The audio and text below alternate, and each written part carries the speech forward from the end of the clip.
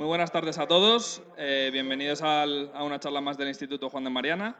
Hoy nos acompaña José Luis Puerta y nos va a hablar sobre las consideraciones políticas, económicas y sociales sobre la salida española. Así que, bueno, espero que disfrutéis la charla. Durará entre 45 minutos y una hora y después tendremos, como siempre, un turno de preguntas. Levantar la mano y os acercaremos el micrófono para que la gente que lo esté viendo desde casa por streaming lo pueda escuchar. Así que, sin más, todo Muy tuyo, bien, José Luis. Muchas pues nada, gracias. muchas gracias al Instituto Juan de Mariana por la invitación que me hace de estar esta tarde del sábado con una temperatura extrema en el barrio de La Latina para compartir una serie de consideraciones sobre la sanidad en España. Lo primero que me gustaría decir es que todo lo que voy a contar aquí lo hago a título personal. Como médico y analista sanitario no represento absolutamente a nadie, solo a mí mismo si soy capaz de representarme.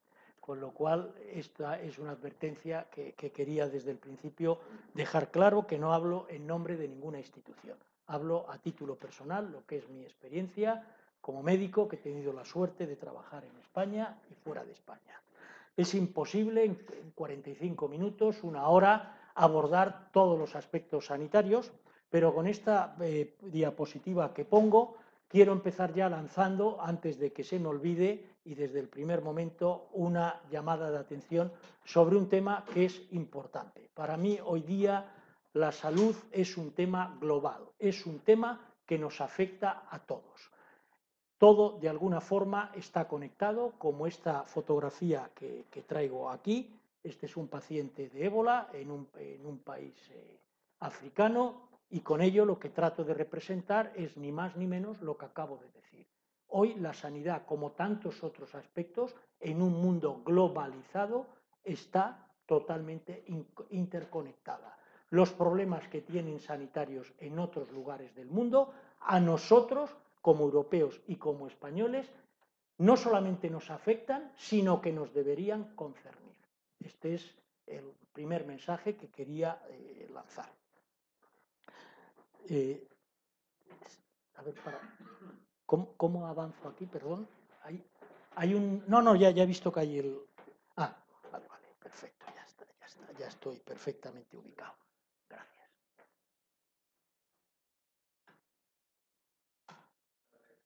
A ver. No, sí.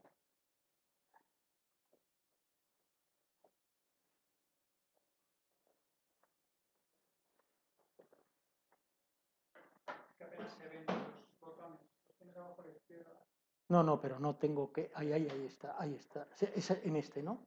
Perfecto, ya está, perfecto. Ya está. Que me creía que era con el ratón y no. Bueno, voy a empezar la conferencia con tres lecturas, un poco para centrarnos rápidamente.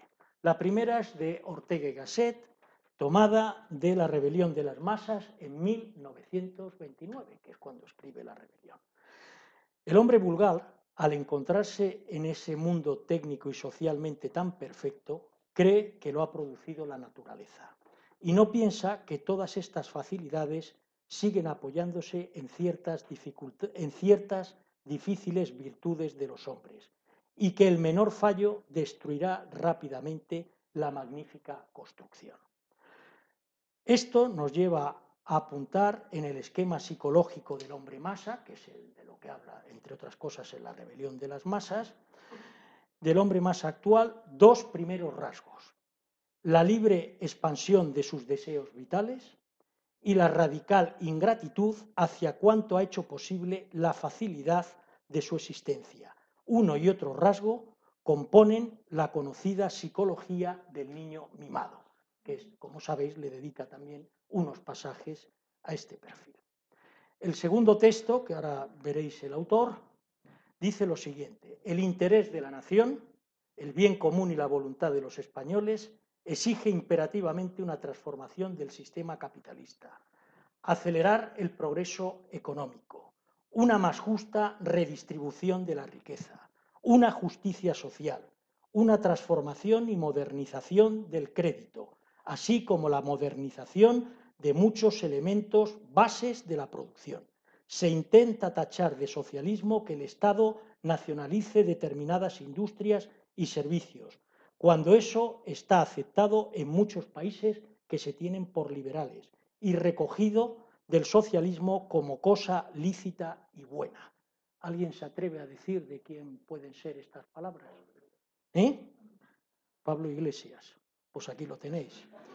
Memorándum preparado por Francisco Franco en torno a 1959. Sirva de aviso para aquellos que ahora están descubriendo el Mediterráneo.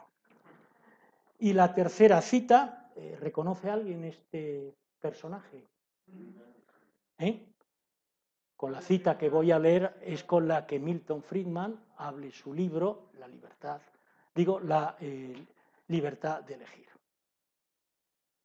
La experiencia, dice, nos debería enseñar a estar en guardia para proteger la libertad cuando las instituciones del gobierno se nos presentan como benéficas. Las mayores amenazas para la libertad se esconden en la insidiosa usurpación que llevan a cabo hombres bien intencionados, pero celosos en exceso y de limitadas luces. Bien, con estas tres citas quiero un poco poner en torno a lo que voy a hablar. Estamos, como sabéis, en un mundo, digo, globalizado. España ocupa un lugar dentro de Europa, en uno de sus extremos, en la península ibérica, y ya que estamos en España, antes de hablar de sanidad, antes de hablar de educación, yo creo, o de cualquier otro tema que afecte al país, o que sea, o de los numerosos asuntos que se pueden hablar sobre España, no nos enteraremos de nada si no empezamos por saber de alguna forma qué es lo que ocurre en nuestro país. En otras palabras, lo que está sucediendo en sanidad, lo que está sucediendo en educación, lo que está sucediendo en economía, ocurre dentro de un contexto que se llama España. Y si no tenemos una ligera idea de qué significa ese contexto, difícilmente podemos analizar la sanidad, la educación, la economía o nuestro sistema de I+D. Me da igual. Bien, y sobre España a mí me gustaría hacer lo siguiente. Esto aparece en el País, el artículo lo firma Toaria y es un estudio que hace Metroscopia en la que preguntan lo siguiente. En su opinión, ¿la economía va mejor cuando el Estado supervisa su funcionamiento? A lo que la población general opina que el 62% que todo en España va mejor cuando el Estado lo supervisa. Como podéis ver, no hay diferencia entre los votantes del PP y del PSOE. Cuando el Estado interviene, muy poco o nada. Con esto está de acuerdo menos del 30% de la población, indistintamente si votan al PP como si votan al PSOE. Siguiente pregunta, también del mismo estudio, firmado por Toaria en El País, como veis allí, en agosto del 2013. Con relación a las personas más necesitadas y desafortunadas, a su parecer, ¿quién tiene en primer lugar y ante todo la obligación de protegerlas y ayudarlas? Pues bien, en el año 2008 el 62% de la población opinaba que el Estado o la sociedad. En el 2013, entre lo que es el Estado y lo que es la sociedad, como veis ahí, el 85% de la población opina que el Estado o la sociedad son los que en primer lugar tienen la obligación de proteger y ayudar a las personas más desfavorecidas. La familia en el 2013 es el 6% y la propia persona el 7%. Es decir, esto nos pone sobre la pista de que estamos en un país muy estatista. Y esto también tiene una conclusión inmediata, y es que a menos familia, a menos individuo, más Estado. Y más Estado significan más impuestos. Y significa atención estatal, no atención personalizada a los familiares. Esta es del BBVA, que saca cada 2 años esta encuesta sobre valores y visiones que la hace como veis ahí, en 12 o 13 países europeos. ¿Cuál de las siguientes afirmaciones está usted más de acuerdo? El Estado debe tener la responsabilidad principal a la hora de asegurar que todos los ciudadanos puedan gozar de un nivel de vida digno. Como veis, con esta afirmación, Italia y España están por encima del 75%. Países, como tenéis ahí, como el Reino Unido, Países Bajos o República Checa, están en torno al 30 o el 40%. Es decir, otra encuesta en otro ámbito y por otra institución que no tiene nada que ver, nos lleva al mismo punto. Aquí tenéis, esto está sacado de Gerd Hofstede, que es uno de los grandes estudiosos de la cultura y la empresa, es decir, cómo la cultura de un país incide sobre la actividad económica. Uno de los parámetros que analiza, de los 6 que analiza en su estudio, es lo que él llama la aversión a la incertidumbre. España, junto con Francia y Japón, es de los países donde los ciudadanos tienen más aversión a la incertidumbre. ¿Esto qué quiere decir? Que es un país enormemente regulado. Como pongo aquí, la aversión a la incertidumbre mide el grado en el que los miembros de una cultura se sienten amenazados por situaciones ambiguas o desconocidas y como reacción han construido creencias, instituciones, leyes, normas y reglamentos para tratar de evitar o para tratar de disminuir su aversión a la incertidumbre. Es decir, todo esto nos configura un perfil de país que de alguna forma se refleja en la sanidad o se refleja en la educación. Bueno, no voy a seguir con nada de esto.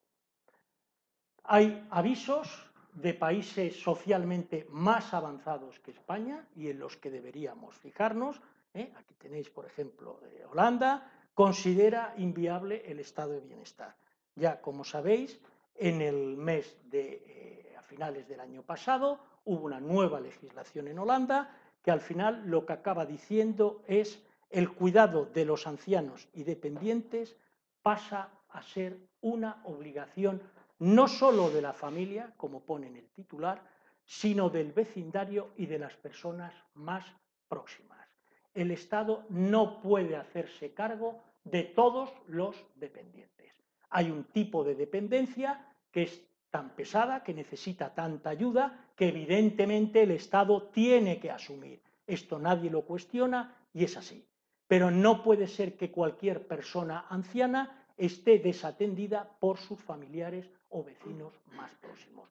Acordaos lo que leíamos en la encuesta que os he presentado de Toaria en el país, donde solo un 7% de la población española opinaba que el cuidado de los más desprotegidos, incluidos los ancianos, es un tema de la familia. El resto opinaba que es un tema del Estado. Somos de la Europa 15, junto con Dinamarca y Reino Unido, los únicos países que no tenemos copago sanitario, excepto en medicinas. En el resto no hay copago. Incluso en Inglaterra, lo que es Gales y Escocia, tampoco tienen copago en medicamentos. Entonces, somos, como digo, de la Europa de los 15, los únicos que no tenemos copago en atención primaria, en atención especializada, en hospitalización, en urgencia. Solo lo tenemos en medicamentos. Como sabéis, si tú ingresas en Alemania en un hospital, durante los 10 primeros días de estancia te cobran 9 euros al día, en razón de que estás consumiendo comida y hay unos gastos de cama y de dormir. A partir del 10.º día no te cobran, pero los 10 primeros días te lo cobran. Teniendo en cuenta que la estancia media en un hospital hoy día viene a ser 6 o 7 días, esto quiere decir que prácticamente todo el que se ingresa a un hospital paga su estancia. Evidentemente, tiene que haber ajustes por renta y tiene que haber excepciones. Hay gente que no puede pagar nada, para eso se pagan impuestos y los paga él también, pocos o mucho, con mucho gusto, pero no es todo gratis para todos. Vamos a entrar ahora en la parte nuclear de mi presentación, hecha esta primera parte en la que he tratado un poco de dibujar el marco, el frame en el que se desenvuelve la sanidad o cualquier otra cuestión en España. Y esta parte le llamo la burbuja sanitaria y empezamos con el apartado A, como veis ahí, es el cuento de las cuentas sanitarias. En esta gráfica, como sabéis, a partir del año, hasta el año 2002 existía en España el INSALU, que agrupaba 9 comunidades autónomas, entre ellas la de Madrid. Y existía el territorio MEC, Ministerio de Educación y Cultura, MEC, que también agrupaba otras 9 comunidades autónomas. En el año 2002 se tomó la decisión de que se transferían todas las competencias sanitarias y competencias de educación a las respectivas comunidades. Y a partir de ahí, como veis en este gráfico, que tiene el índice de gasto real per cápita en color, el índice de gasto sanitario real per cápita en color negro y en color rojito o color butano, el índice de Producto Interior Bruto real per cápita. Como veis, lo que es teniendo como base el año 2002, que es cuando se producen las transferencias, el gasto per cápita sanitario se dispara enormemente. Al punto de que aquí estáis viendo, subrayado y con otro color de letra, amarillo, presupuesto, insisto, presupuesto sanitario público entre el año 2007 y 2014. Veis que estando ya en plena crisis y sabiendo que había una crisis, el presupuesto, lo que se presupuesta entre el 2007 y el 2008 crece un 8%, entre el 2008 y el 2009 un 4%, etc. A partir del 2010, el presupuesto, insisto, el presupuesto empieza a decrecer, lo que se presupuesta. ¿Pero tiene alguna relación lo que se presupuesta con lo que se gasta? Pues aquí lo podéis ver. Hasta el último año que hay contabilizado lo que se gasta, que es la segunda columna que pone gasto, millones de euros, hasta el año 2012, o sea, todavía no sabemos lo que hemos gastado en el año 2013 y estamos en el año 2015. Yo entiendo que lo del 14 no se sepa, estamos en febrero, pero que no sepamos todavía lo que hemos gastado en el 2013 y no lo vamos a saber hasta el verano de este año. Como veis, todos los años hay un desliz de lo presupuestado, que es la segunda columna, sobre la tercera, que es lo gastado, insisto en los dos conceptos, en torno al 20-25%. Es decir, un presupuesto que todos los años se desvía un 20, un 25%. Unas desviaciones que, como veis, van entre 12.000 y 15.000 millones de euros, entre 1,2 y 1,5 puntos del Producto Interior Bruto de España. Y esto ocurre año tras año. Y claro, no, como siempre, alarmamos a la población, 6.700 millones menos para sanidad. Oiga, de presupuesto. Cuando el presupuesto no coincide en nada con el gasto, lo que se presupuesta a mí no me dice nada, porque es un cuento. O sea, lo que no se puede ocurrir todos los años es que tengamos la desviación presupuestaria que estáis viendo ahí. Y claro, ya puestos a ser creativos y a decir tonterías, tenemos comunidades autónomas que entre el año lo presupuestado, insisto en la palabra, lo presupuestado en el año 10 con respecto al año 2013, pues dicen que van a disminuir, van a pasar de estar, como es Extremadura, en 1.500 euros per cápita de presupuesto a 1.160. Así, porque sí. Es decir, pasamos de gastar 1.500 a gastar 1.159 presupuestado. Evidentemente, como os he enseñado, esto no se cumple. Es una historia para no dormir. ¿Cuánto gastamos en sanidad pública? Que es lo que os he estado enseñando aquí. Esto es presupuesto versus gasto en sanitario público. Privado es otra historia, estamos en lo público. Bueno, como veis, aproximadamente se gasta en torno a 70.000 millones de euros, es decir, 7 puntos del Producto Interior Bruto. 7 puntos del Producto Interior Bruto equivale a toda la recaudación de IRPF que se hace en España, que como sabéis, y veis aquí, está en torno a los 70.000 millones de euros.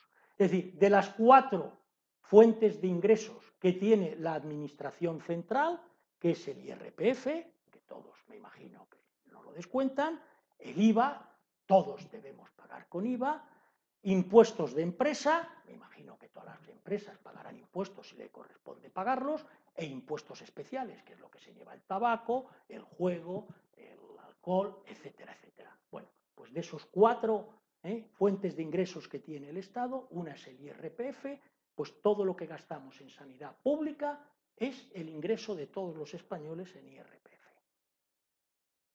Aquí lo tenéis. Bien, seguimos con la burbuja sanitaria, la burbuja del ladrillo.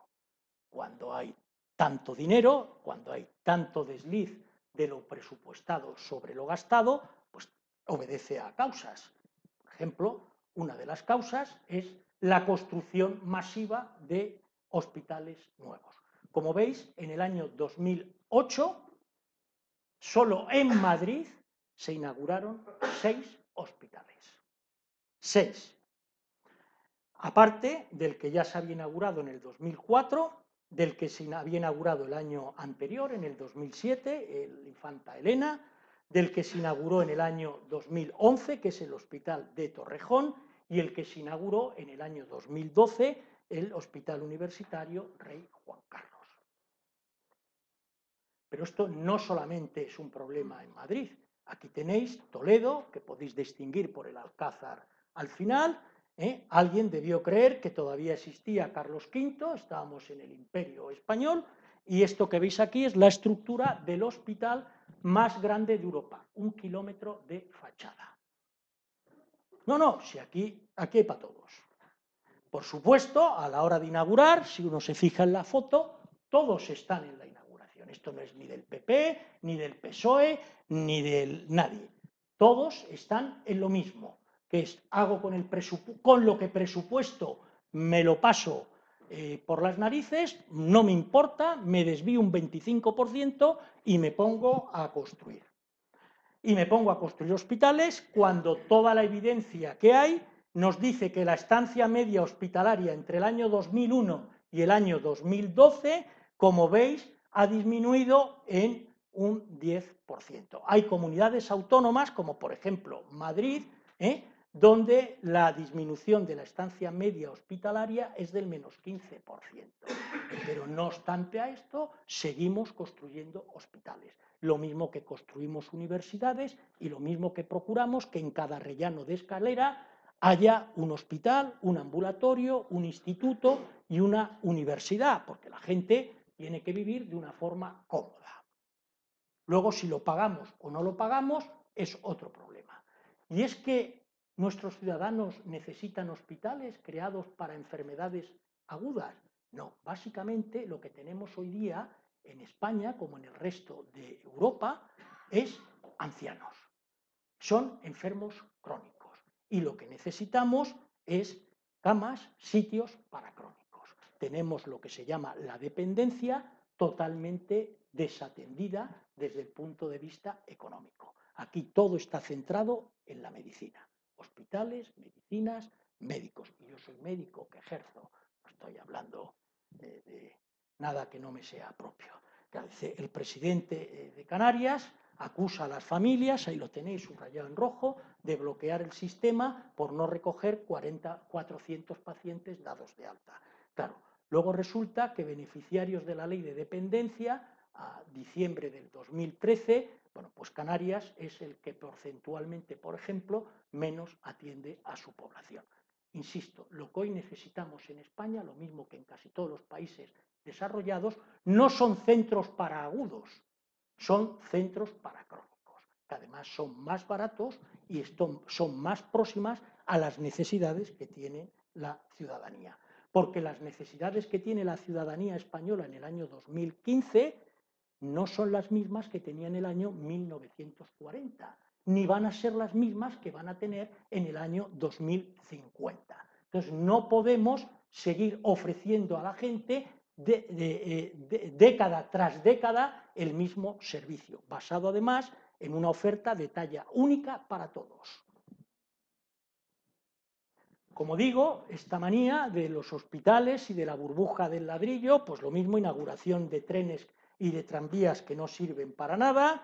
Seguimos con el tema del AVE, somos después de China, el país que tiene más kilómetros de alta velocidad, más que Francia y más que Alemania. Bien, en España este último año hemos llegado a los 28-29 millones de pasajeros. Insisto, segunda red de vía de alta velocidad más grande del mundo. En Francia mueven 120 millones de pasajeros. Aquí no llegamos a 30, pero aun y con eso tenemos el plan este año de hacer trenes que vayan de Valladolid a León. Claro, la gente lo que no sabe es el coste que tiene todo esto. Es muy bonito decir que por fin a mi pueblo ha llegado el AVE. Lo que la gente no sabe es la deuda media que hemos contraído cada uno de los que estamos aquí, cada español, para tener esta cosa que es súper cara e innecesaria.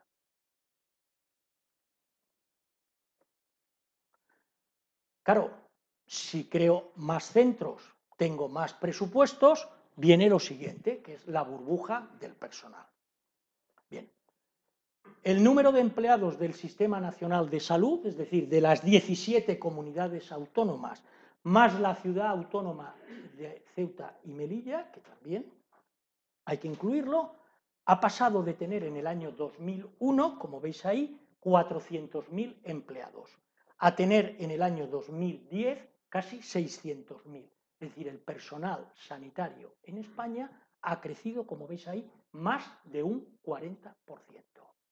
Porque todo esto, tener un centro en cada rellano de escalera, pues lógicamente hay que llenarlo con profesionales. Y hemos tenido este crecimiento del 40%.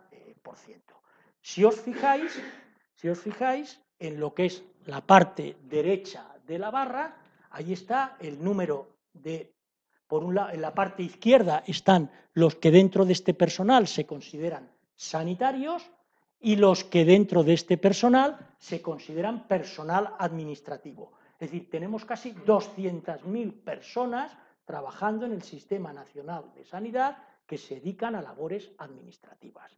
Lógicamente, como cualquier sistema, necesita personas que se dediquen a la administración. Otra conversación es el reparto que hay. Aquí, como sabéis, para estudiar medicina exigimos a nuestros alumnos la máxima nota. Si usted quiere ser médico, en España estudiar medicina tiene que sacar la máxima nota. Pero mientras esto estamos exigiendo al ciudadano español que quiere estudiar medicina, entre el año 2000 y el año 2010 hemos, como veis aquí, Educación ha verificado casi 44.000 títulos extranjeros de médicos. Eran enormes las necesidades. En el año 2008 los números clausus que había en medicina por primera vez se rompieron aquí en Madrid. Madrid rompió los números clausus porque hasta el año 2008 había un acuerdo de que solo podía haber un número determinado de alumnos de medicina. A partir del año 2008, Madrid, la Comunidad de Madrid, rompió el statu quo. Es decir, dijo a más. Y esto, mientras hemos estado importando 42.000 o 40.000 médicos, a la vez, aquí veis los médicos que salen de España, en el año 2013, casi 4.000 médicos salieron con su especialidad puesta. Formar en España un médico entre lo que es licenciatura más especialidad nos cuesta entre 250.000 y 300.000 euros. Bien, la subdirectora general del Ministerio admite la falta de control. Bien, perfecto. Yo no estoy en contra, lógicamente, de que venga a trabajar a España nadie. Faltaba más. Creo en la libre circulación, pero creo que también las cosas tienen que estar medianamente organizadas. Porque si no creas unos problemas en servicios básicos como puedan ser la sanidad o puedan ser la educación, creas problemas muy graves. Creas problemas como que ahora mismo España es el país de Europa que tiene más facultades de medicina. Alemania, que nos dobla en población prácticamente, tiene 36 facultades de medicina. En España hemos llegado ya a la locura de que en Castellón de la Plana, la provincia más al norte de la Comunidad Valenciana, para que todos nos ubiquemos, tiene 2 facultades privadas de medicina. Somos el país de Europa con más facultades de medicina. Claro, ¿qué es lo que ocurre? Que la gente, por ejemplo, nuestro médico de atención primaria, si no es funcionario, es decir, estatutario, si no es estatutario, que es aproximadamente el 40 o el 50% de los médicos que trabajan en el sistema público, por no ser estatutario, no ser funcionario, cobra menos. Es decir, por cada paciente que ve, aproximadamente cobra 2,66 euros. Versus el que es estatutario o funcionario, que si ve lo que pongo ahí, de media más o menos a la semana 45, al día 40-45 pacientes, que es lo que ve un médico de atención primaria, el que es estatutario cobra 3,33 euros. Esta es la forma que tenemos en España de hacer una medicina universal y gratuita. Por supuesto, todo esto se refleja también en el tema de guardias. En Andalucía, por un día feriado, por un día de fiesta de guardia, el médico cobra a la hora, como veis ahí, 9,57 euros. Claro, hemos inflado el sistema, hemos creado nuevos hospitales, nuevos centros de salud, hemos traído mucho personal y ahora no podemos pagarlo. Como veis aquí, los recortes se ceban en las plantillas sanitarias. El sistema público pierde más de 18.000 empleados en 2 años.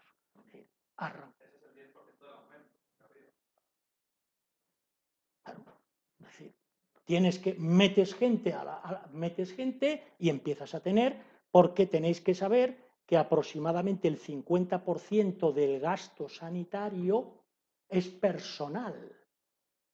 Y la diferencia entre una persona que es funcionaria, médico funcionario, y médico no funcionario, en el salario varía entre el 20 y el 30%. Por eso hace un año, a todos los que tenían 65 años en Madrid y muchas comunidades autónomas, los jubilaron, porque eran los más caros del sistema. Y en vez de pagar la nómina de esos señores, la comunidad autónoma lo pasó a la caja común de la seguridad social, es decir, a pensionistas, a los a los trabajadores más caros del sistema, los sacó. Quizá algunos empiecen ahora a entender qué es lo que ocurrió, porque con el sueldo de uno de estos médicos funcionarios casi podía pagar 2 médicos que no fueran funcionarios. Insisto, es un sistema en el que el 50% del gasto se lo lleva el personal. Marcha en Madrid, la gente, pues, en fin, no lo tengo que explicar. La burbuja sanitaria también nos ha llevado a olvidarnos de lo básico. En el imaginario popular está la idea de que para el buen o el mal estado de salud de la población depende de que haya muchos profesionales sanitarios. Esto es una falacia.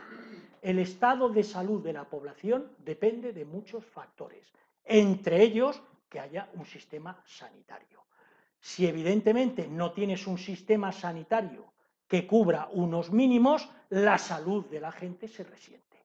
Pero no por meter más médicos, más enfermeros, más celadores, más auxiliares y hacer más hospitales, el estado de salud de la población va a aumentar. El estado de salud de la población depende de una constelación de factores, como por ejemplo el ambiente, tensiones sociales, psicológico, familiar, el ecosistema, hábitos personales, son fundamentales. Y tenemos un sistema, aparte, Aparte que el estado de salud de la población también depende de las riquezas de la nación. Mientras más rica es una nación, mejor estado de salud tiene. Hay una correlación entre la renta per cápita y la esperanza de vida, que es una forma, y la mortalidad en menores de 5 años, que es una forma de medir el estado de... Si yo quiero de una forma grosera medir el estado de salud de una población, tengo dos parámetros: esperanza de vida y mortalidad en menores de 5 años. Esto me da groseramente cuál es el estado de salud de una población. Lo mismo que si quiero saber cuál es la riqueza de un país, tengo una medida grosera, cuál es su renta per cápita. Y esto groseramente me dice cuán rica es una nación. Bueno, pues el estado de salud de la población no depende de que haya muchos médicos y muchos enfermeros. Es un factor más, alcanzado lógicamente un nivel. Si la gente va al hospital cuando va enferma y no hay hospital o no hay profesionales, pues evidentemente aquello es un desastre. Pero lo que digo, no por abrir más hospitales estamos mejor. Fijaros, de las 8 causas principales de muerte en todo el mundo, 6 están directamente relacionadas con el consumo de tabaco. Directamente relacionadas. Como sabéis, en España salió la ley antitabaco a finales del año 2005, diciembre del 2005, estando de ministra Elena Salgado. Bien, ¿qué ha ocurrido desde el 2005, desde el 2006, que es cuando empieza, en enero del 2006, que es cuando empieza a que la gente te deje de echar el humo en un bar, o si eres camarero tener que estar 11 horas que la gente te esté fumando encima y convertirte en fumador pasivo y acabar desarrollando una patología derivada del tabaco? Pues mirad lo que ha ocurrido, que la hospitalización en España entre el 2006 y el 2011 por infarto agudo de miocardio ha disminuido casi un 20%. La hospitalización por enfermedad coronaria ha disminuido casi un 40%. Es decir, no todo, insisto, es crear hospitales y contratar más enfermeros. Nuestra salud depende de muchos factores y no hay mayor sordo que el que no quiera oírlo.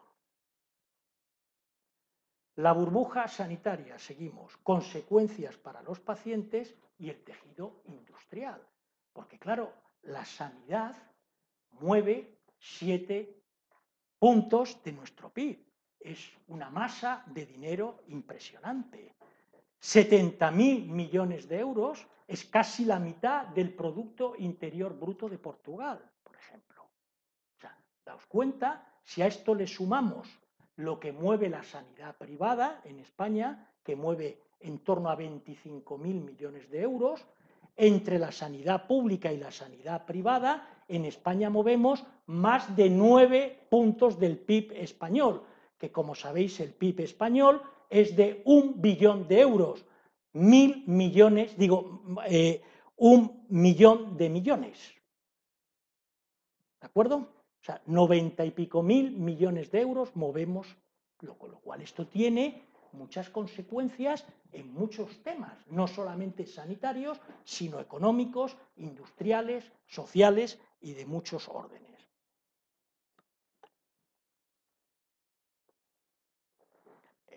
Debido a la crisis, el valor de las recetas en España empezó a decrecer a partir del año 2009. Dicho en otras palabras y para que se me entienda mejor. En España, como en casi todos los países europeos, el gran cliente de la industria farmacéutica son los sistemas públicos. ¿De acuerdo? Como todos sabemos, cuando tú eres productor y tienes un único cliente, quien tiene la fuerza de negociación es tu cliente, no eres tú, porque es el que te compra, casi en exclusiva, como ocurre en España.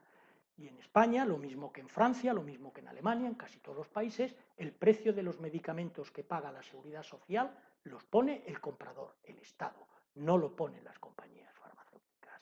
Entonces, desde el año 2009, el precio medio de los medicamentos en España ha ido cayendo. Más o menos el número de recetas, más o menos, ha fluctuado 5% arriba, 5% abajo. Pero como veis, la cifra total del mercado de recetas ha pasado de estar en 12.500 millones de euros a estar en el año 2013-2014 en algo más de 9.000 millones de euros. Es decir, ha caído en torno al 30%. Esto quiere decir que hay compañías en España, cuando hablamos de una media, hay compañías en España que habrán crecido, porque estos son las medias estadísticas, y hay otras compañías que han llegado a perder hasta un 40% de sus ventas en España. Como sabéis, hubo también en el año, el decreto ley del año 2012, por primera vez los jubilados en España empezaron a pagar una parte de sus medicamentos, hasta un 10%, cosa que, como sabéis, hasta entonces, por el hecho de ser jubilado, era gratuito la medicación. Toda esta situación de la caída del mercado farmacéutico, he de decir que la industria farmacéutica tiene muchos pecados, no solo veniales, sino mortales. Es decir, yo no estoy aquí defendiendo a la industria farmacéutica, porque creo que tiene muchos pecados, insisto, veniales e incluso mortales, pero lo que tampoco puede ocurrir en un país es que metamos un tijeretazo como el que hemos metido, porque esto tiene repercusión en una de las pocas industrias high-tech que tiene el país, como es la industria del medicamento. Entonces, lo primero que nos tenemos que preguntar es qué tipo de industria queremos en España, ¿no? Queremos una industria high-tech, una industria más casera, porque evidentemente, como digo, estos recortes nos llevan, entre otras cosas, a la situación que vivimos en España. En el año 1973, como veis ahí, el 38% de nuestro Producto Interior Bruto era industrial. ¿Os acordáis? Bueno, algunos sois más jóvenes que yo, otros probablemente de mi edad. Nos decían, somos la 10ª potencia del mundo, efectivamente. En los años 70 España era la 18ª, 9ª potencia industrial del mundo. Una parte muy importante de nuestro Producto Interior Bruto se debía a la industria. Donde estamos ahora hemos pasado del 37% a estar, como veis, en el 16%. Evidentemente, España ahora, el Producto Interior Bruto que tiene es mucho más grande, en términos absolutos mueve una cantidad considerable, pero hemos pasado de ser un país que básicamente estaba volcado en la industria a ser un país de servicios. Mucho turismo y mucho boom inmobiliario. Segunda consecuencia, falta de racionalidad y solidaridad de nuestro estado de bienestar.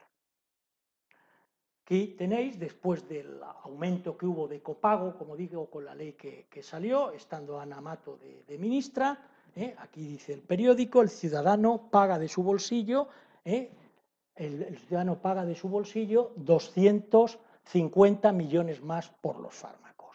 Claro, para mí la pregunta es, ¿tiene sentido que un seguro pague aquello que la mayoría puede pagarse sin problemas? Es decir, ¿vamos a seguir en el todo gratis para todos?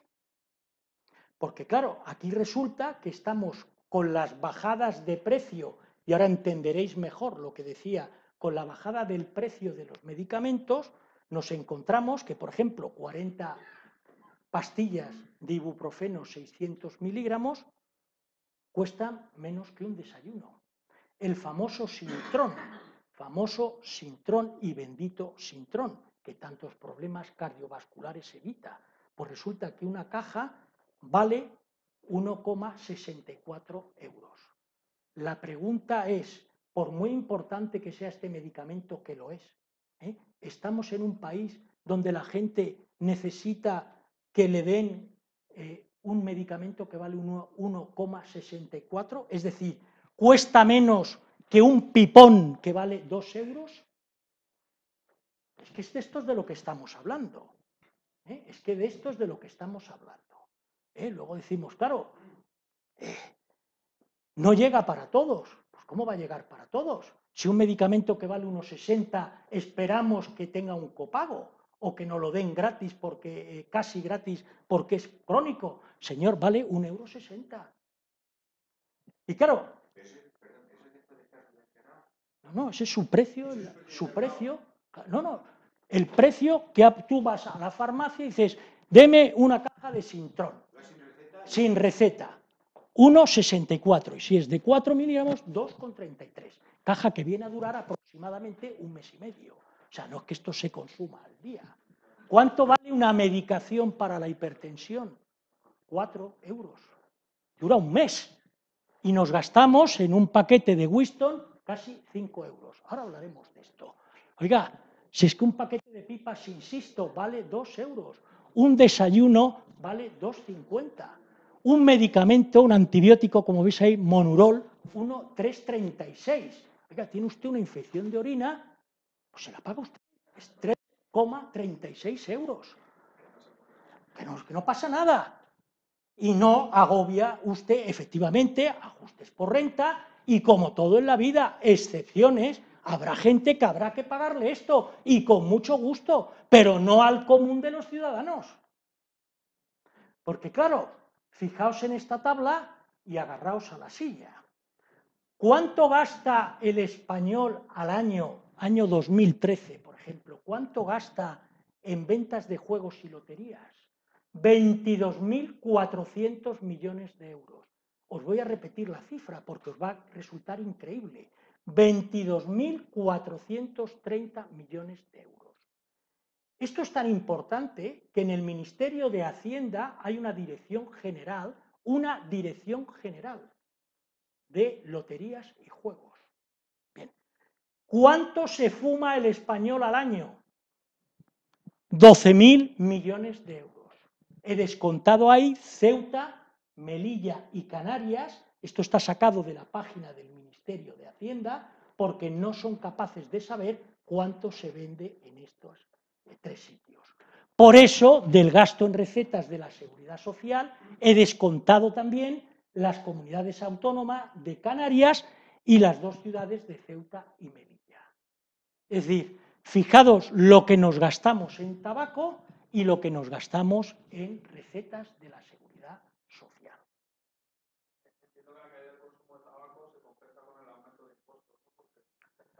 Bueno, aquí ocurre, para no hacer trampas, porque yo no he venido aquí a hacer trampas, hay que contar 2 cosas.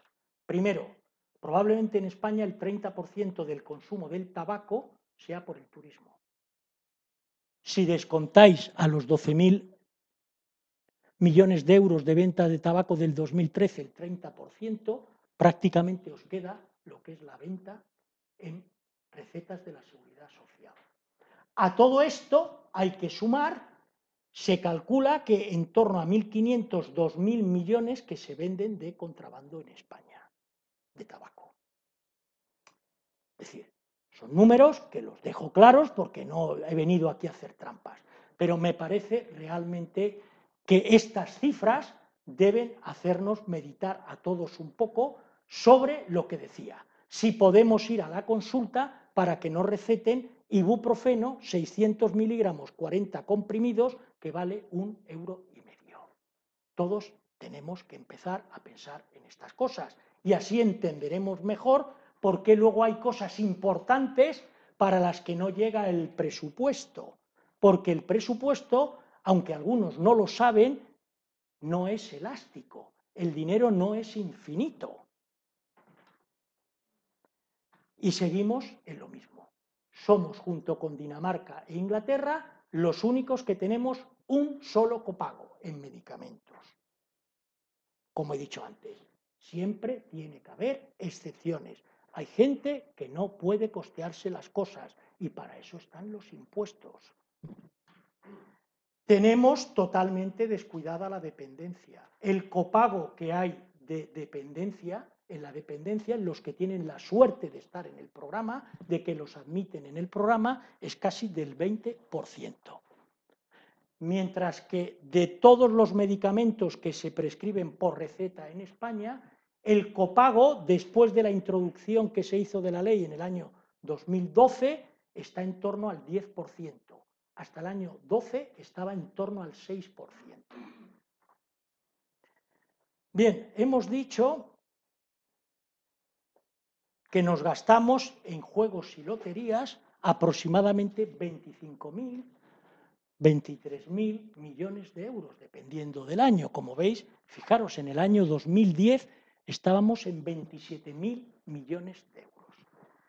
Mirad, en esta transparencia que os pongo ahora, este es el dinero que se gasta en toda la ayuda al desarrollo en sanidad. Como veis, ronda los 30.000 millones de dólares.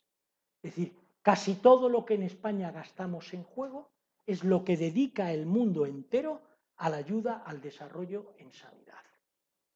Claro, ¿quién está? No, es que los ricos, los estados tienen que contribuir más. No, he dicho antes y lo vuelvo a decir, creo que los problemas sanitarios son un problema que nos afectan y nos deben concernir a todos. No podemos estar en unos países con el grifo así de grande y en otros así. Ahora, ¿qué tipo de seguro podemos permitirnos? ¿Cuál es nuestra realidad? ¿Qué necesidades reales tiene la población? Evidentemente,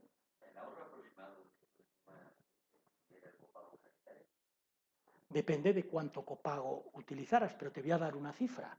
Si todo el mundo, o casi todo el mundo, insisto, casi todo el mundo, se pagase los medicamentos que valen menos de 5 euros, esto le cuesta al erario público unos 1.300, 1.400 millones de euros.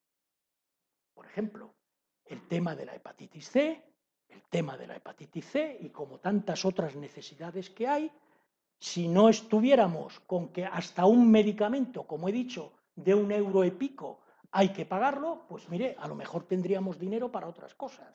Y sobre todo, no podemos, que es lo que trato de transmitir en esta transparencia, de seguir con los esquemas de España del año 1940. Estamos en el año 2015. La sociedad española ha cambiado radicalmente. Aquí hay una comparación del Instituto Nacional de Estadística entre el año 2001, aquí, y el año 2011. Fijaos, por ejemplo, que hay más de 1.700.000 españoles de más de 65 años que viven solos. Esta cifra ha crecido entre el año 2001 y el año 2011 en un 25%. El problema de envejecimiento en España, que se paró, como veis aquí en esta década, porque hubo un fenómeno que fue la inmigración, que bajó la edad media española. Los inmigrantes no eran gente de 65 años, eran gente joven.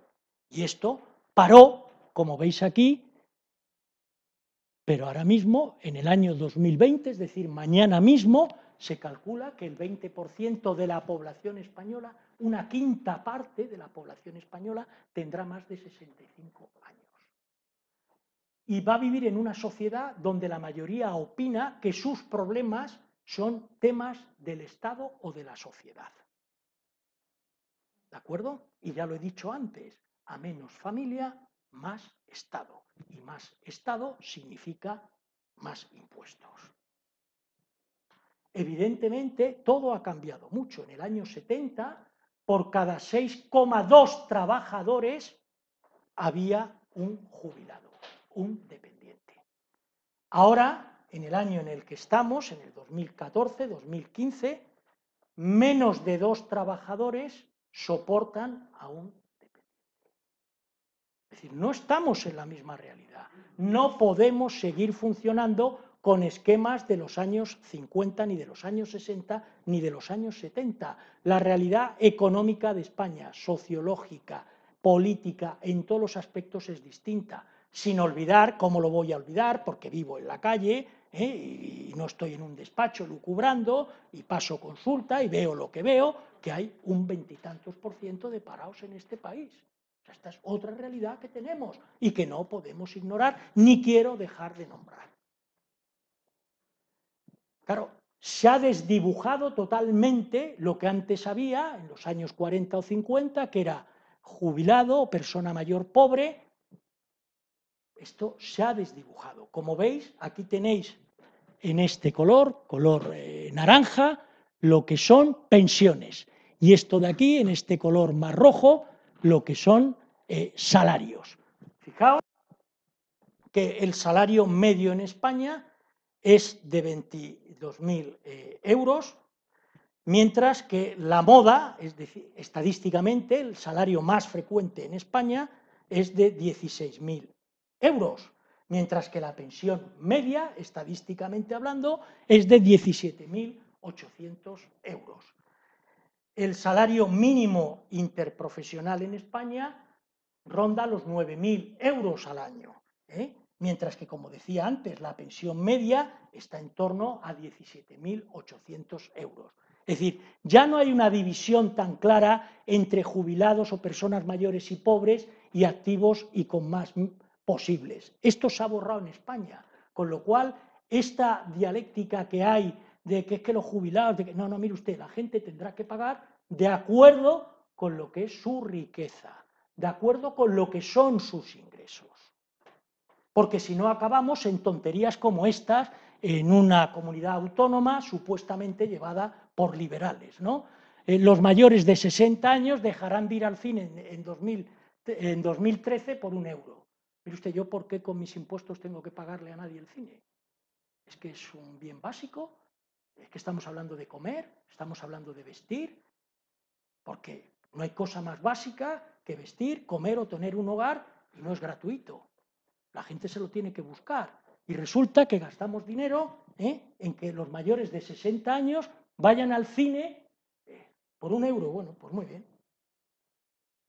Lo que ya os he dicho antes, todo esto genera, para un medicamento que vale menos de 2 euros, visitas al médico, una receta, quitar el lugar de otra persona que a lo mejor... Cierto, ahora que con la receta electrónica todo esto se ha reducido, con la receta tenemos que ir al farmacéutico, el farmacéutico lo tiene que mandar al Consejo General al Colegio Oficial de Farmacéuticos, el Colegio Oficial de Farmacéuticos lo tiene que mandar a la Consejería, la Consejería devuelve el dinero al Colegio Oficial de Farmacéuticos y el Colegio Oficial de Farmacéuticos le paga a la farmacéutica un medicamento que vale 1,97 euro.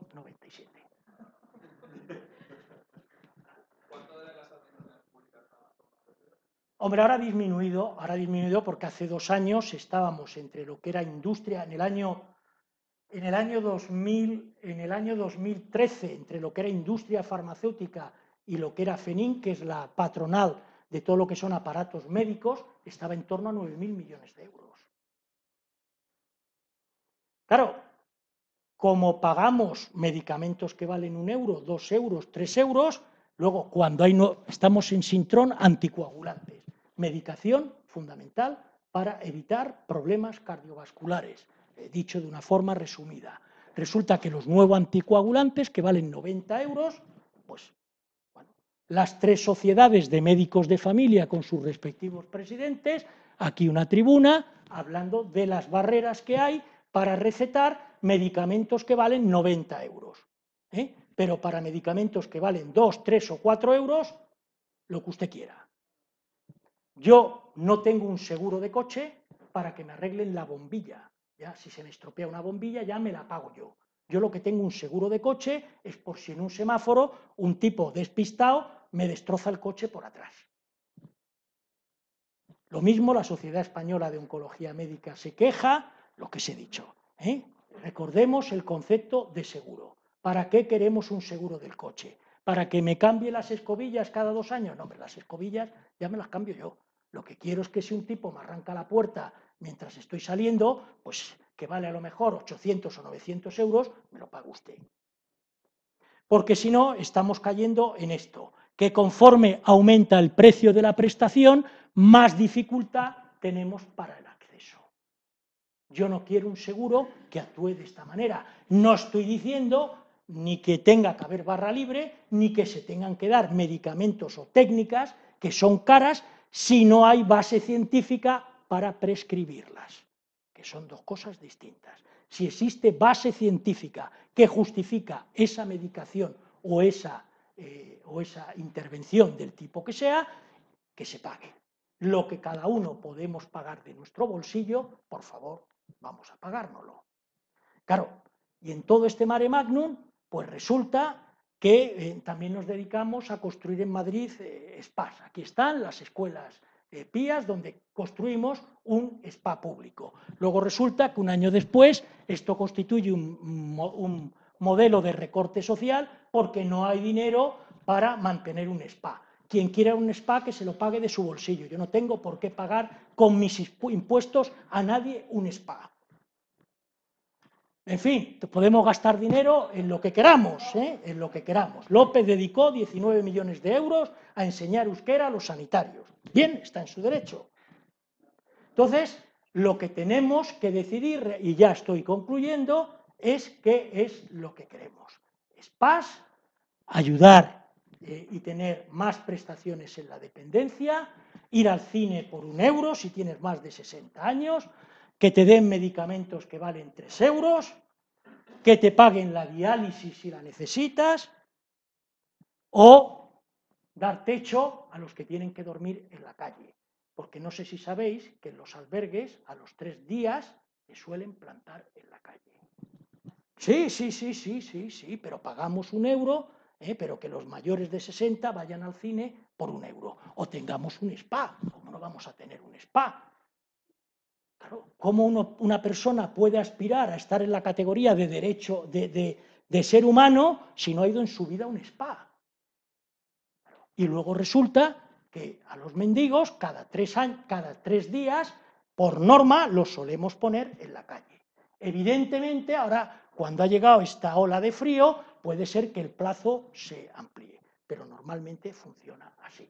Con lo cual, uno, como veis, llega a tener un tono un poco de indignación, porque tenemos que empezar a plantearnos lo básico. Yo cuando estudié psicología en segundo de medicina me enseñaron la famosa pirámide de Maslow, donde la base era por cubrir la alimentación, el vestido y dónde guarecerte. Y luego ya los spas, pues bueno, ya los ponemos en el vértice de la pirámide. Pero lo que no podemos tener es el vértice de la pirámide con la base de la pirámide. Esto es un poco la conclusión de lo que es mi presentación. Son las 9:05, he hablado 1 hora, que era el tiempo máximo que me ha dado el presentador y moderador, y como es mi obligación, me he ceñido a ello. Y ahora, gracias.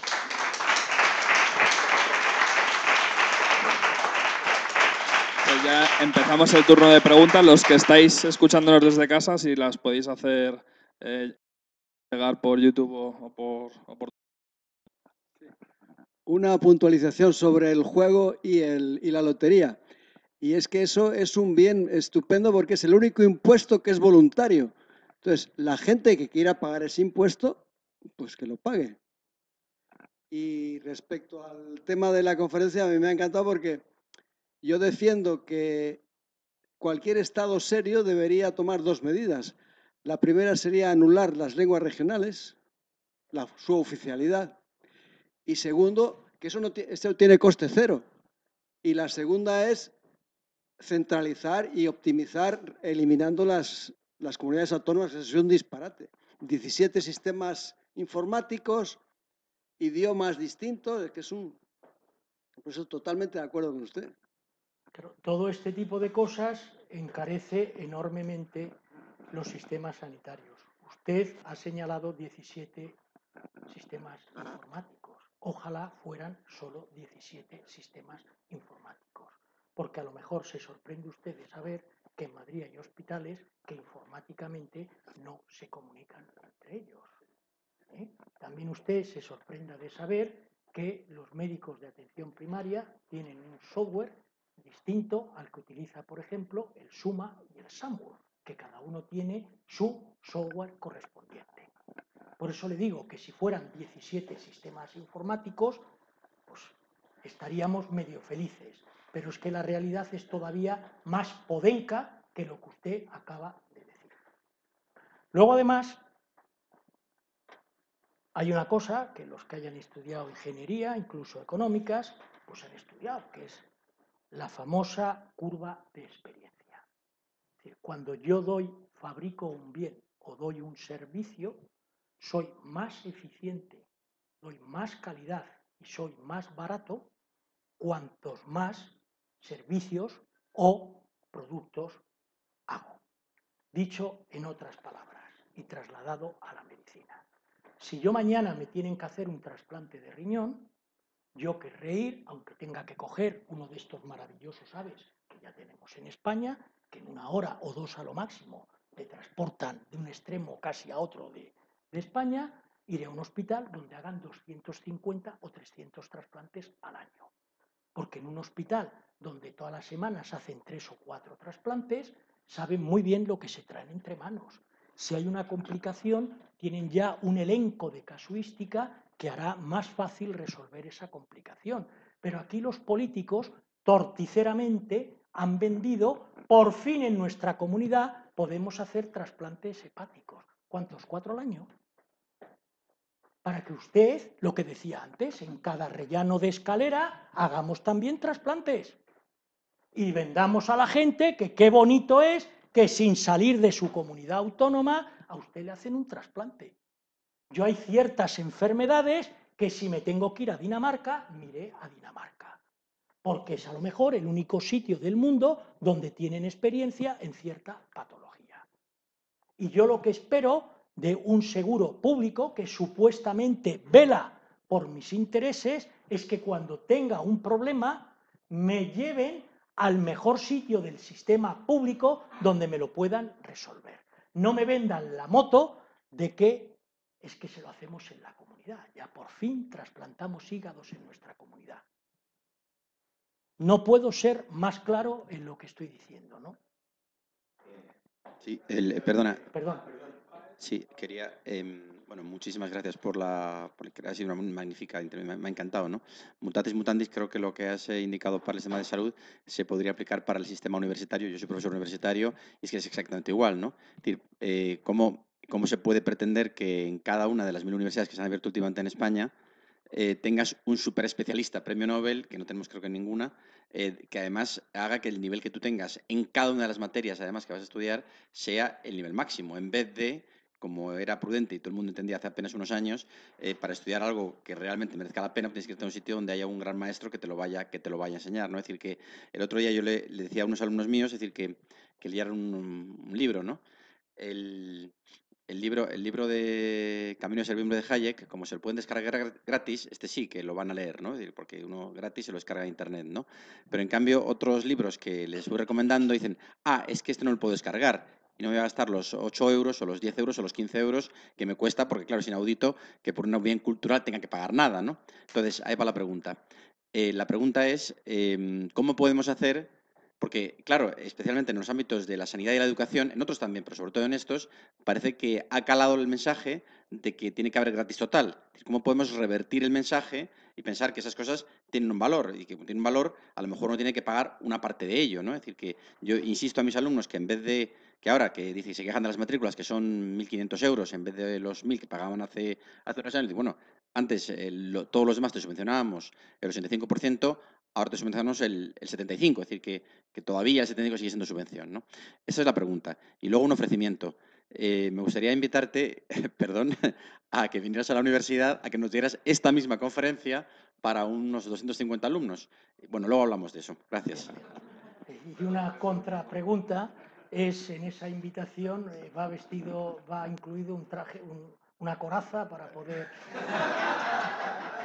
Porque si va con coraza, acepto. Si va sin coraza, no. O con escolta, ¿no?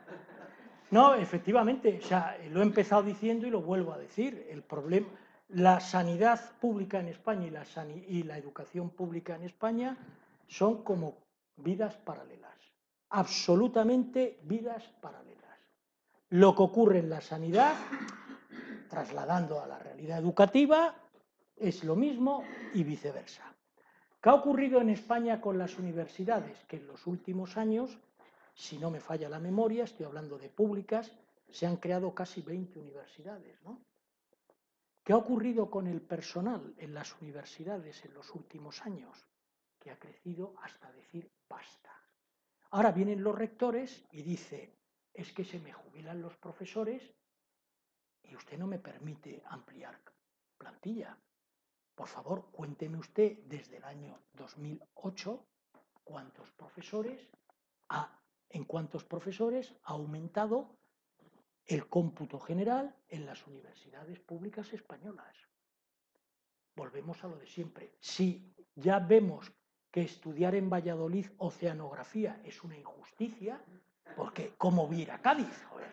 O sea, si yo vivo en Valladolid, quiero estudiar oceanografía. Pues claro, ahora resulta que hemos creado universidades, títulos, y se jubilan los profesores y no tenemos dinero para cubrir esas vacantes de profesores. Bueno, pues porque hemos inflado esto, o sea, los alumnos disminuyen, las universidades crecen. El número de estancia media en los hospitales disminuye y aumentamos el número de hospitales para acercarlo a cada domicilio. Porque para ir a Carrefour podemos hacer 5 kilómetros en coche o a cualquier otro supermercado. Pero para ir al médico tenemos que cruzar la acera. No estoy hablando de situaciones urgentes, que hoy día no se miden por distancias, sino por isocronas, es decir, por el tiempo que tardo en llegar. Y hoy día hay carreteras, hay helicópteros, hay UBIs medicalizadas. Claro, es que nosotros mismos nos metemos en unas trampas de las que difícilmente luego salimos. Y luego lo que hablabas, hay gente que se cree que el dinero es infinito y que todo tiene que ser gratis. Todo tiene que ser gratis y que paguen los ricos. Ahora la siguiente pregunta es, ¿quiénes son los ricos? ¿Quiénes son los ricos? Hombre, todos tenemos una idea de qué es un rico, lo mismo que tenemos una idea de qué es un pobre. Por cierto, que la pobreza, como sabéis, internacionalmente se define por menos de 1,25 dólares de ingresos al día, es decir, 38 dólares mensuales. Aquí también hablamos de pobres, tenemos también un poco que saber cuando hablamos de pobres y de ricos, todos tenemos una idea muy clara de los extremos. Pero hay una zona de grises donde este gratis total quiere decir que todos los que tenemos una nómina y cobramos en A, no cobramos en B, sostengamos todo esto, ¿no? O como estamos ahora con formaciones políticas de un sueldo por el hecho de ser español. Quiero agradecerle porque me ha encantado su charla y me parece que, bueno, de hecho intentaré conseguir o le pediré luego esta presentación porque me parece muy instructiva. Pero como en el Juan de Mariana creo que tampoco aspiramos a que sea una sociedad de autobombos mutuos, ¿no? Pues quisiera centrarme en el aspecto que a mí me ha producido un poquito más de sarpullido dentro de su presentación y que además ya han comentado. Me refiero a esa coincidencia que yo no diría que es causal quiero decir, sino quizá casual, entre la descentralización del sistema de salud y el aumento exponencial del gasto sanitario. Yo creo que desde el punto de vista que tenemos, los que nos consideramos liberales, no hay nada más positivo que la descentralización de cualquier tipo de servicio y nada más peligroso que la centralización. Porque de la descentralización cabe la posibilidad de que se aprenda. Es decir, con 17 sistemas autonómicos de sanidad o de enseñanza o de cualquier otra cosa que provea el sector público, lo que se habla sería que lo proveyera el sector privado. Pero si lo tiene que proveer el sector público con 17 sistemas, hay posibilidad de comparar entre 17 experiencias, que es mejor que tener una sola.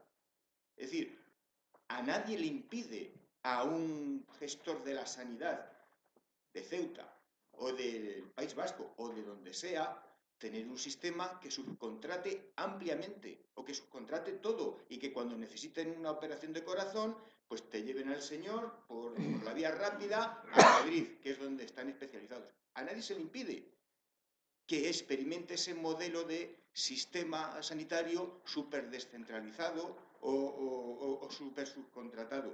Por lo tanto, yo no echaría la culpa tan rápidamente como a muchos supuestos liberales hacen de los defectos de un sistema sanitario o de enseñanza a la descentralización. Me parece peligrosísimo. Y yo creo que la descentralización es lo más positivo si es que hay que tener un sistema público, de lo que sea, que pueda haber. Mucho más que la centralización y un solo experimento. Prefiero 17 experimentos. Bueno, vamos a ver. Yo creo que la descentralización es buena. Es decir, yo no estoy en contra de la descentralización. ¿Cómo voy a estar en contra de la descentralización? Yo lo que estoy en contra es de los vicios que se han creado a la sombra de la descentralización. Estoy en contra de que el descentralizar, como ha ocurrido en España, sea no publicar los datos. Es decir, aquí, desgraciadamente, es un país donde la comparativa no gusta. Si tú como ciudadano pudieras entrar en el hospital X y ver cuáles son los resultados de ese hospital en el tipo de intervención que te van a hacer, estoy hablando de hospitales públicos, y tú como ciudadano que pagas tus impuestos y entiendo que eres español y te sientes español, yo por lo menos me siento español dentro de lo que es el territorio de mi país, yo pudiera irme tranquilamente a ese hospital donde hay mejores resultados, no tengo nada en contra. El problema es que estos resultados, primero, no son públicos. Segundo, no tienes nada más que trabas administrativas para irte a operar en diferido, es decir, en una operación que no sea de urgencia. Si tú obviamente estás paseando por una ciudad, yo qué sé, por Valencia, te caes y te rompes una pierna, pues evidentemente te operan si te tienen que operar. Pero si tú mañana, o yo, para no poner otro ejemplo, mañana me tienen que operar de un cáncer de pulmón, me gustaría poder elegir el hospital al que puedo ir, con una serie de condiciones y de una forma organizada, como es lógico. Pero es que esto no es así. Y lo que te estoy diciendo, yo creo que no se le da ningún beneficio al paciente o al ciudadano haciendo intervenciones en las que no puedes adquirir masa crítica. Es decir, estar haciendo trasplantes por debajo de un determinado número es un perjuicio para el paciente. La calidad necesita de una premisa y es volumen. Sin volumen no es posible la calidad. No es la única condición, pero si tú quieres calidad, necesitas volumen. Si no tienes volumen, no puedes dar calidad. Esto es así. En medicina, en fabricación de coches, ¿por qué te crees que en una fábrica centralizan para toda Europa la producción de un modelo? ¿Cuál es lo que hay detrás? ¿Cuál es el racional que hay detrás de que haya fábricas especializadas para un modelo de coche? O que un determinado fármaco se fabrique en un determinado lugar para casi todo el mundo. Porque es la única forma de tener una amplísima casuística y poder incidir en esa amplísima casuística sobre aquellos fallos que estás teniendo y corregirlos. Evidentemente, operar de una apendicitis es una técnica tan básica hoy día que en cualquier hospital te la pueden hacer.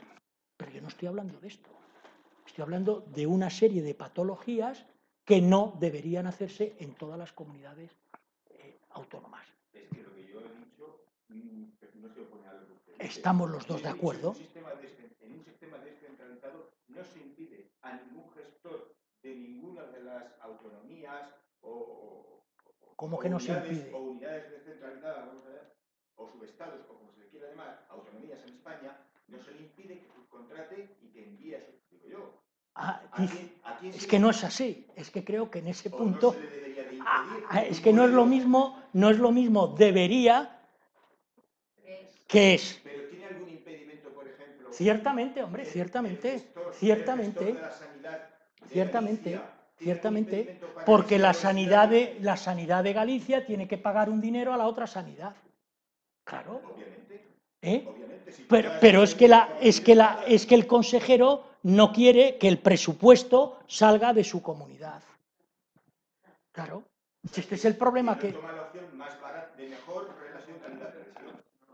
Evidentemente. Entonces no es un problema de la descentralización. Es un problema de que el gestor no actúa deliberadamente Pues como buen gestor. es que es lo que he empezado diciendo, que yo no estoy en contra de la descentralización. Yo estoy en contra de los vicios de la descentralización. Es lo que he dicho. Yo no me opongo a la descentralización. Vamos, no es que no me oponga, es que lo veo como algo necesario descentralizar. Otra cosa es los vicios y las historias que ocurren con la descentralización. Yo que no...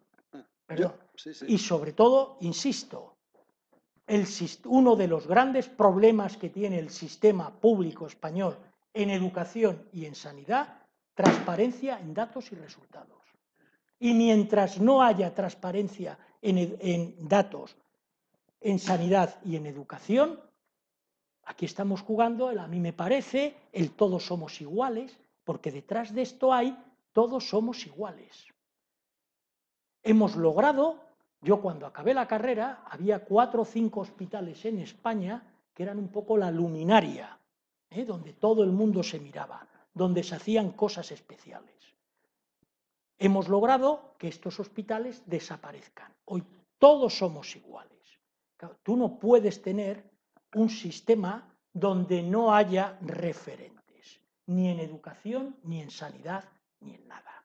Todo el mundo quiere ser como el departamento de sociología de Harvard. Es una aspiración. La gente quiere emular esto. Cuando tú tienes un sistema educativo y sanitario donde no hay nada que emular, todo se vende como igual y con los mismos resultados, independientemente de dónde vayas, pues chico, la mediocridad más absoluta. La mediocridad más absoluta. Que es algo que me duele mucho decirlo. Ama y adora el español. La mediocridad más absoluta. No compararse con nada. Hoy vemos en nuestras clases cómo la gente brillante es hasta masacrada, machacada. Pues sacar buenas notas es, voy a decirlo suavemente, de un friki, ¿no? Es lo mínimo. Entonces es un país que adoramos la mediocridad. Todos iguales. Todos iguales.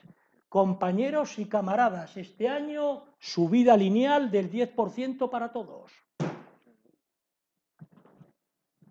Da igual que des bien o mal las clases, que vayas o no vayas. A final de mes cobras igual. Si no vas a trabajar, pero eres funcionario, no hay quien te eche. ¿Tú crees que es de recibo el escándalo, por ejemplo, que ha habido con los cadáveres en la Facultad de Medicina, en Anatomía 2? Como esto, bueno, no quiero abrir este melón porque es casi de los ejemplos más benignos que se pueden poner. Entonces, claro, en un sistema que está basado en que todos somos iguales, todos cobramos igual y no hay datos que compartir, incluso ha habido comunidades que se han negado a dar los datos al informe PISA, como sabéis. Listas de espera, todo el mundo las trampea. Todo el mundo las trampea. Comunidades que se han negado a darlas. ¿Pero de qué estamos hablando?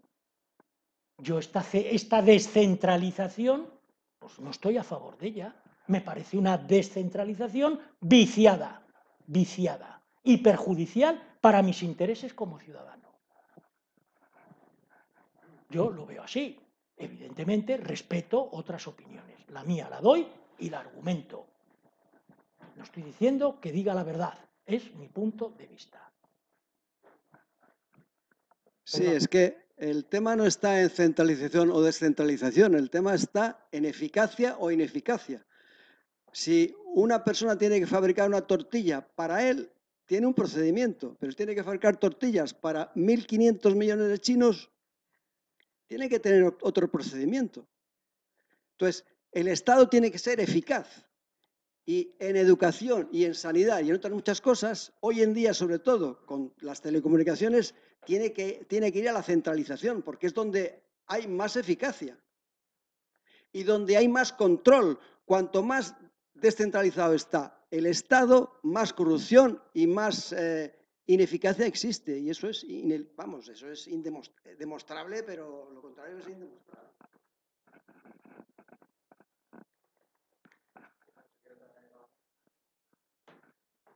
Muchas gracias por la conferencia, que me ha gustado mucho. Una pincelada con respecto a este asunto que se está hablando ahora de la descentralización, y es el de que fue una especie de juego el que se hizo con la descentralización de las comunidades autónomas, en la que se habló de, como elemento básico, de la corresponsabilidad fiscal. Es decir, se transfiere la competencia en el gasto, pero también la responsabilidad en obtener ingresos si quieres dar un mejor servicio. Y eso no fue posible. Con lo cual, la responsabilidad, en definitiva, es un elemento básico que falla en ese sistema. Y quería, en cuanto a la pregunta, es que has tocado un asunto que me ha parecido de siempre un punto donde las ideas liberales no me chocan mucho, y es el asunto de la ley antitabaco. Realmente es una ley en la que se impide la libertad, se restringe mucho la libertad de las personas para fumar, para elegir. Pero, por otra parte, los efectos que ha tenido, pues usted mismo los ha expuesto, y me cuesta, por tanto, pues estar en contra de una norma como esa, a pesar de que restrinja las libertades, porque sus efectos son tan claramente beneficiosos que me gustaría que profundizara un poco en su opinión acerca de esta ley. Gracias. Vamos a ver. Yo creo ser bastante liberal. Consecuencia, yo creo que si alguien se quiere suicidar, está en el derecho de suicidarse. Yo no me opongo a eso. O sea, si Dios nuestro Señor nos ha hecho libres, ¿quién es alguien para decirme a mí que no debo suicidarme? ¿Quién me puede a mí decir que no me beba en mi casa 15 litros de whisky si me da la gana?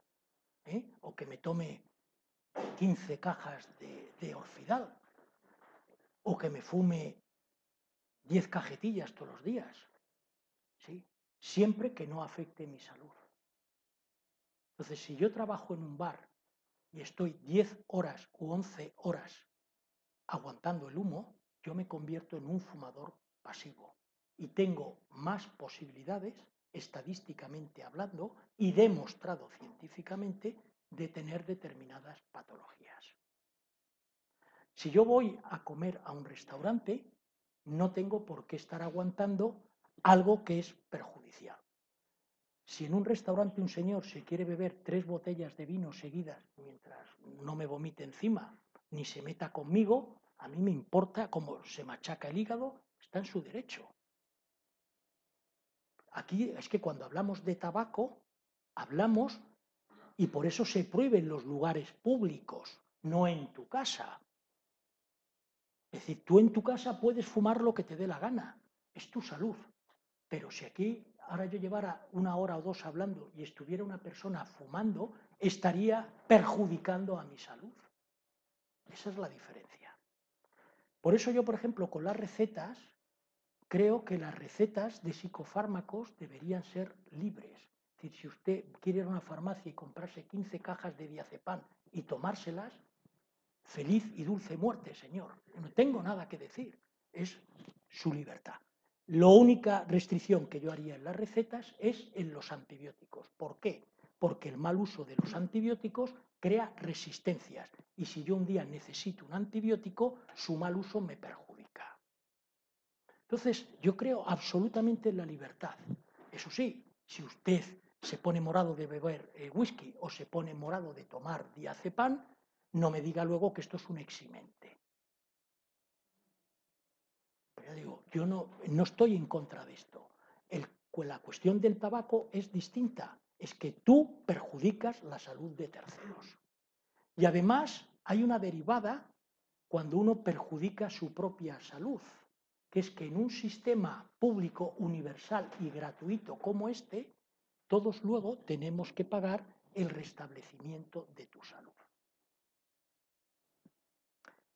Parte del problema que hay en Estados Unidos, que a veces la gente que no conoce bien el sistema americano no entiende con el tema de los seguros, digo, una parte del problema, o sea, ¿por qué en Estados Unidos no hay un seguro universal y gratuito como en el resto de Europa o en Canadá, que la tienen, o en México? Los 3 estados que tiene América del Norte, que es Canadá, Estados Unidos y México. Canadá tiene un sistema muy parecido al nuestro y México formalmente también, aunque funcione como funcione. Estados Unidos es el único que no. ¿Pero por qué? ¿Porque la gran mayoría lo desea? Pues evidentemente la gran mayoría, o una mayoría importante del país, no quiere ese sistema público, universal y gratuito. Porque piensa lo que te está diciendo. O sea, resulta que yo me levanto a las 6 de la mañana, corro todos los días 1 hora, no fumo y tengo a mi vecino viendo la tele con 8 latas de cerveza y con unas barbacoas que tiembla el misterio. Cuando le venga la obstrucción coronaria, la tengo que pagar yo de mis impuestos.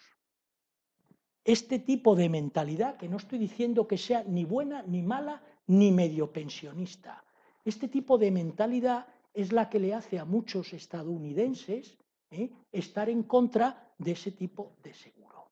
Porque aquí el hecho de que la gente fume apelando a su libertad de fumar, cuando desarrolle usted un cáncer de pulmón o un cáncer de vejiga, se lo pagamos entre todos. O sea, pues yo te digo que esto tiene sus facetas. Usted puede fumar todo lo que le dé la gana, pero por favor, sin perjudicar mi salud. Y a ser posible, le agradecería, ya que estamos en crisis y hay un 25% de parados, que no aumente usted todavía más el gasto sanitario. Vamos, perdón por ser un poco radical y liberal a la vez. Yo, en relación con esta discusión que se ha planteado últimamente sobre descentralización, centralización, lo que nunca he entendido son 2 reglas de juego. O sea, una privada y otra pública, 2 sistemas, uno privado, otro público. Es que no estoy entendiendo la pregunta, disculpa. No es una pregunta, es una opinión mía, que yo no he entendido nunca que haya 2 reglas de juego. O sea, un sistema público que funcione de una manera y un sistema privado, empresas privadas que funcionen de otra manera. O funcionamos todos con las mismas reglas de juego, o somos, vamos, no sé. En fin, yo es que eso creo que de alguna manera dificulta el sistema, el funcionamiento del sistema, ¿no? Pero es que hay comunidades que funcionan con reglas privadas. ¿No hay hospitales privados? Hombre, claro. Entonces, y hay hospitales públicos, porque unos se financian porque pagan el precio del hospital y otros son gratis porque lo paga el presupuesto. Claro, pero es que es un país donde hay libertad de mercado. O sea, tú no puedes prohibir a un... Yo mañana, si quiero abrir un hospital privado y la gente quiere venir a darme dinero por el servicio que doy, que nadie me lo puede prohibir. ¿Y no debería ser así para todos? ¿Cómo ser así para todos? Para todos los hospitales. Que todo el mundo quisiera ir al hospital que cree que es el mejor, pagando o de su bolsillo o porque tenga un seguro. ¿No? No, o todo público, pero no de reglas de juego. Es que creo que de lo que estás hablando es del sistema sanitario, por ejemplo, alemán u holandés. No lo sé. No, te lo digo. Es decir, es que aquí en España el seguro, además de ser público, la provisión del servicio es pública. O sea, es decir, yo tengo, el Estado me cubre porque yo pago unos impuestos o no los pago. Por el hecho de ser ciudadano, yo tengo derecho a una sanidad. ¿Correcto? Esa sanidad me la pueden dar porque cogen a este señor, le dicen, oye, tú tienes un hospital, encárgate de atender a este señor que tiene una enfermedad. Yo llegaré a un acuerdo contigo y te lo pagaré.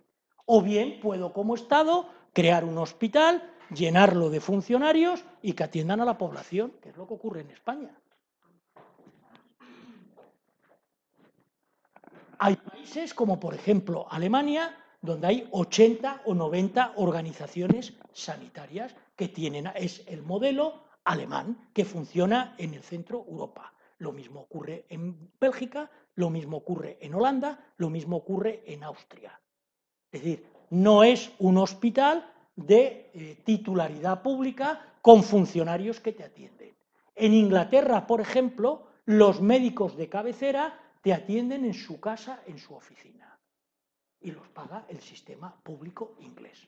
España es de los pocos países de Europa donde los médicos de cabecera, los médicos de familia, son funcionarios. En el resto de Europa, en Francia, tú vas a la consulta del médico que te da la gana y el Estado te da por la consulta 36 euros. ¿Que a ti te gusta más este doctor que cobra 80? Pues de 36 a 80 los pagas de tu bolsillo. Como este señor es muy bueno, cobra 80, pues ganará más dinero que este, que es medio idiota, que atiende mal a los pacientes y que no va a nadie. O tu seguro complementario. Bueno, pues es que este sistema está inventado. Es decir, si es que todo esto está inventado. Lo mismo que qué hay que hacer para que una universidad pite o no pite. Está inventado. O sea, la rueda está inventada. Si lo único que hay que hacer es aplicarlo. Por supuesto, insisto en ello y lo he dicho al principio, nada es perfecto. No hay cara sin cruz. Todo tiene más inconvenientes y tiene menos inconvenientes. Depende. Pero lo que te digo, lo que tú estás planteando existe en la mitad de Europa. Y de hecho, te vuelvo a decir, España es el único país donde los médicos, prácticamente el único país, donde los médicos de cabecera son funcionarios.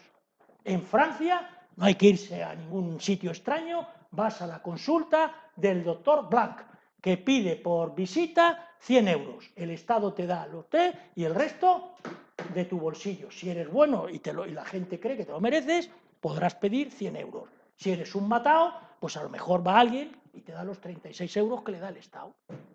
Con lo cual creas competencia y la gente va al que más le gusta, como debe ser. A mí me parece lo lógico, pero en este país parece que a la mayoría del país, por eso he empezado haciendo un recordatorio de dónde estamos. Y cuando un político se olvida de este recordatorio que he hecho al principio, tiene unos problemas enormes. Entonces, si un político quiere hacer un cambio, solo tiene una solución, que es didáctica y un gran acuerdo nacional. Esto aquí es imposible, porque aquí cuando llega el PP, el PSOE le critica lo que ha hecho, para 4 años después lo viceversa. Acordaos con el tema de las pensiones, cuando Zapatero congeló las pensiones, ¿os acordáis, no? Porque no daba el presupuesto y era lógico que lo hiciera. Gran crítica del PP. Llega el PP. ¿Y qué es lo que ha dicho? Que hasta el año 2000 no sé cuánto hay que ahorrarse 36.000 millones en pensiones. Cada año la base imponible para la pensión máxima te sube. Ya no solamente te cuentan lo cotizado en los últimos años para tener o no la pensión máxima, sino que te han metido otros años de matute. Esto lo ha hecho el PP. Gran bronca por parte del PSOE. Pues tenemos lo que ¿qué le vamos a hacer? Oiga, damos de sí lo que damos de sí. Hace 5 siglos fuimos capaces de tener un imperio y ahora pues estamos en lo que estamos, en la mediocridad más absoluta, que es lo que nos gusta. Y queremos Gibraltar, español. Volviendo un poquito a lo que hablaba del sistema en los Estados Unidos, soy ciudadano de los Estados Unidos, estoy aquí por unos meses estudiando, pero quiero saber un poco, si sabe, tal vez se conoce cómo es el sistema nuevo, la ley nueva de Obama, que si tiene algún conocimiento de eso, que de pronto compararlo con el sistema que hay aquí en España, no sé. Vamos a ver, el tema de Estados Unidos, como tú sabes, es sencillo de explicar. Es decir, hay un porcentaje de la población, sobre todo de gente joven, que como se siente sana y no tiene la perspectiva de una enfermedad, no paga un seguro sanitario. Además, no lo paga, todo hay que decirlo, pues porque como es gente joven, su nivel de ingreso es inferior. Entonces es un gasto que trata de evitar. Que es ya Clinton, en la primera legislatura de Clinton, su esposa Hillary Clinton, en el año 92, estuvo empeñadísima en sacar un programa de cobertura universal. Fracasó.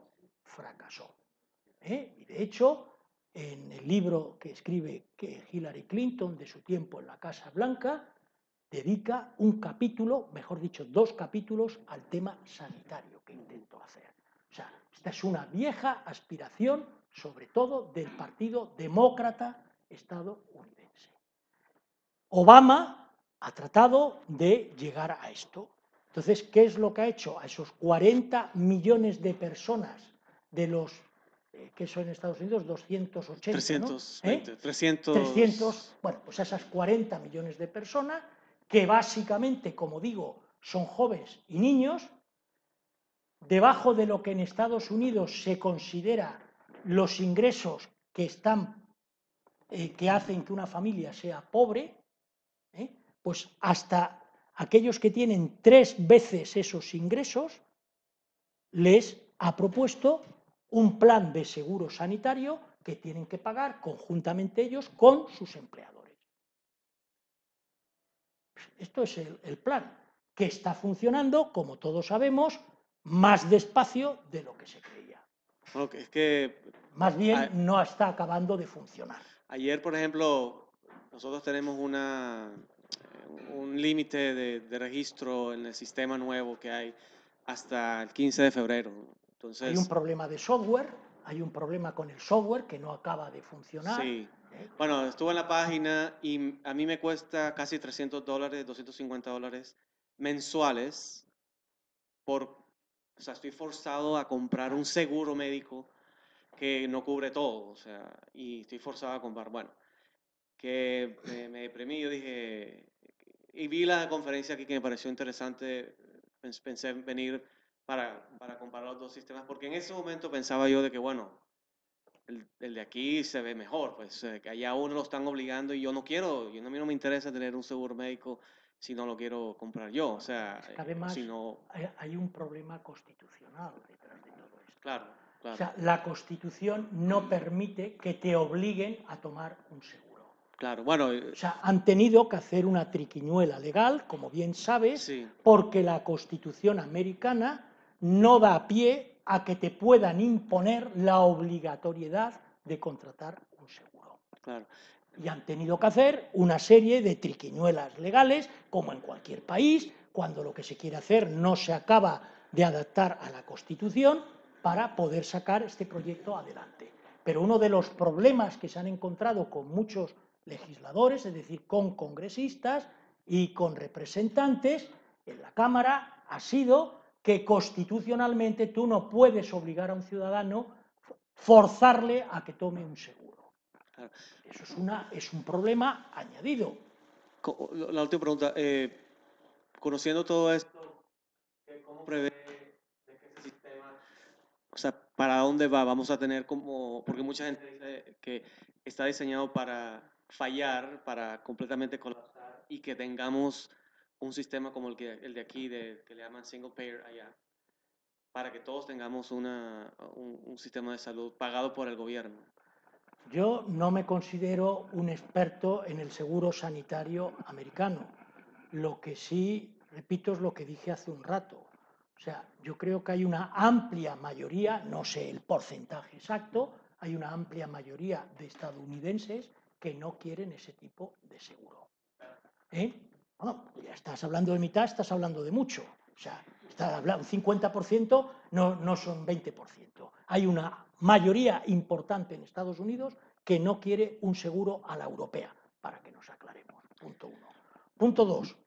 El dinero que maneja la sanidad americana es impresionante, porque como sabes está ahora casi en el 18% del Producto Interior Bruto, que es una salvajada, porque el Producto Interior Bruto americano es el número 1 del mundo. Detrás están los chinos, que están casi tocándolo, pero los chinos tienen 1.300, 1.400 millones de habitantes y vosotros sois 320 o 310, los que sean.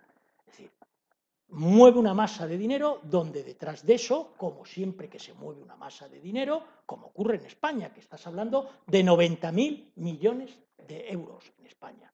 Hay muchos intereses detrás. O sea, si aquí ya no somos niños, ninguno. O sea, que aquí parece que a veces nos estemos descubriendo el Mediterráneo, ¿no? O sea, Estados Unidos mueve una masa de dinero impresionante detrás de la sanidad. La sanidad en Estados Unidos es muy importante porque es referente mundial.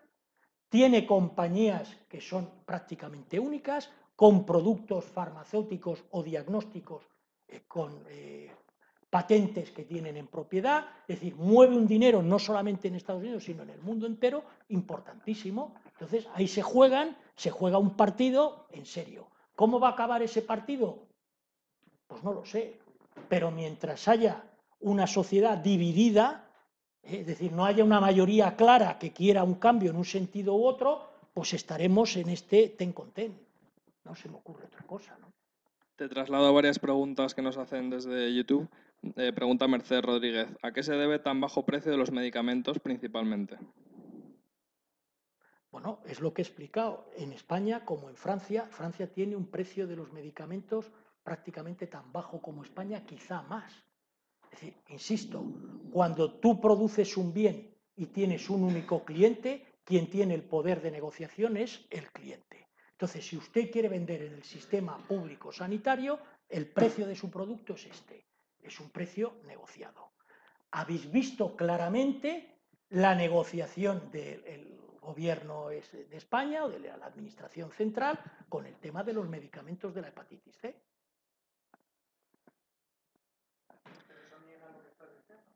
¿El qué?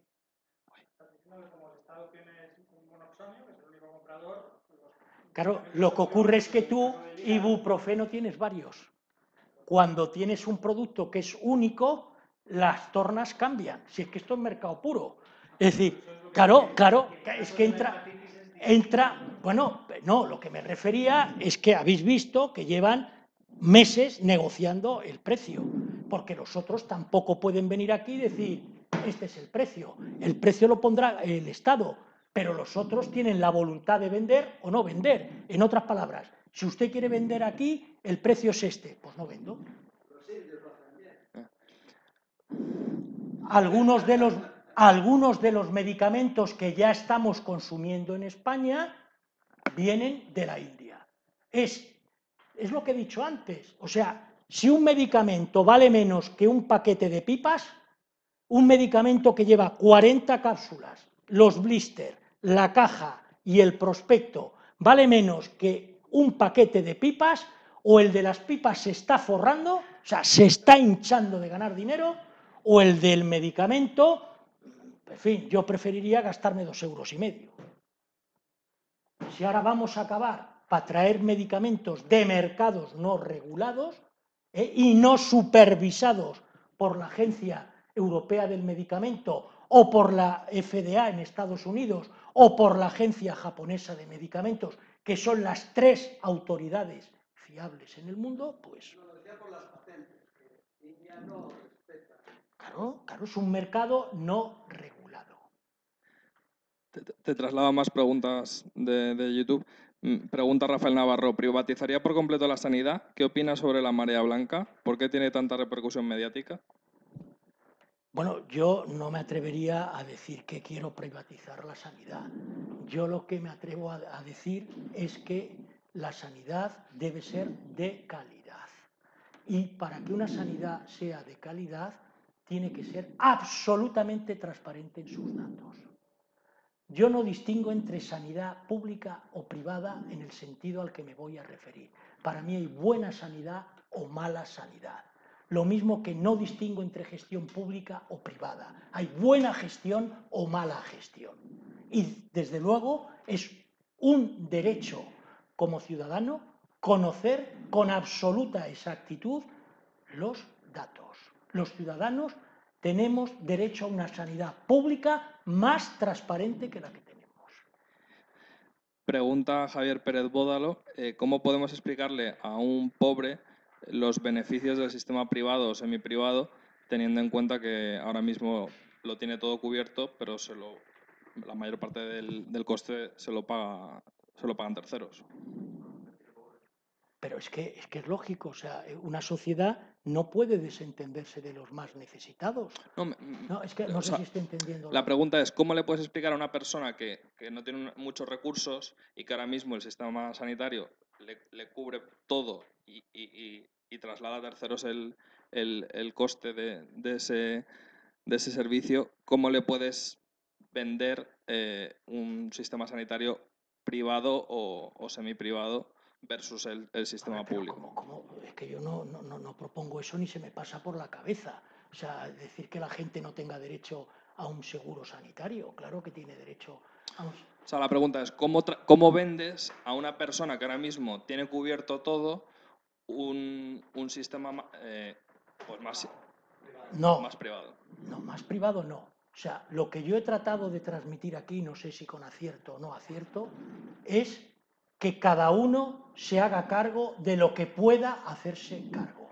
Es decir, yo no tengo por qué pagar al común de los españoles, no digo a determinados colectivos, digo al común de los españoles, medicamentos que valen 2 euros, lo siento mucho. Ni tengo que pagar a mayores de 60 años que vayan al cine por 1 euro. Pues le gustará o no le gustará, pero es que estamos en lo que estamos. Luego no nos quejemos de que la señora mayor que vive en el Quinto, que tiene 90 años, que no tiene que ir arrastrándose, como yo veo a alguna vecina a la compra, no le llegue. Claro, o sea, lo que no podemos es dar a todos de todo gratis. El dinero es limitado, la vida es limitada. Nacemos, crecemos y nos morimos. Cada uno tiene que priorizar sus gastos. Si tengo hijos que tienen gastos de escolarización, a lo mejor un año no podré ir de vacaciones. Lo siento mucho. Todos debemos tener cuáles son nuestras prioridades. Es que hay gente que no quiere tener prioridades, no quiere tener responsabilidad y cree que el Estado es el gran responsable de todo. Tiene un hijo, trabaja él y trabaja ella y quiere que le paguen los libros de texto. No, mire usted, el hijo es suyo, no es del Estado. No, el hijo es suyo, no es del Estado. Y si usted y su mujer y usted trabajan, le pagan los libros de texto, no tengo por qué pagarlos yo. Sí, responsabilidad individual. Claro, evidentemente. Te traslado más preguntas, que hay todavía muchas y falta una aquí en la sala. Pregunta Raquel Mateo, me gustaría preguntarle qué piensa de los médicos de la sanidad pública que tienen consultas privadas por la tarde. Que si esto no es cuestión de pensar o no, es que hay una ley que si no están en exclusiva le permiten trabajar por la tarde. O sea, es que en el país hay leyes, aunque es un país donde decimos es que esta ley no se aplica, que es otra de las características de España, que todo está legislado, pero es que la ley luego no se aplica y como no se aplica hacemos otra ley, lo que puse antes en una transparencia. Es esta aversión que tenemos al riesgo, a lo desconocido, que todo lo queremos tener legislado. No sé, vamos, si he contestado con eso. O sea, hay una ley que si no estás en exclusiva, y lo dice uno que nunca ha trabajado en la privada como médico. No es ni bueno ni malo, simplemente lo digo, no tengo nada que ver en esto. Es decir, que si la ley permite renunciar a la exclusiva y trabajar por la tarde, chico, es que los sueldos, si la gente trabaja por la tarde, será porque a lo mejor el sueldo no le llega. Y es legítimo, claro. En muchos países donde hay pública, los médicos se van a las 6 o a las 7 del hospital, pero se van con un sueldo que les permite irse a casa. Pero aquí no. Tienes que sacar la mejor nota, dedicar 10 años de tu vida y ver, como he puesto antes, a un paciente por 2,6.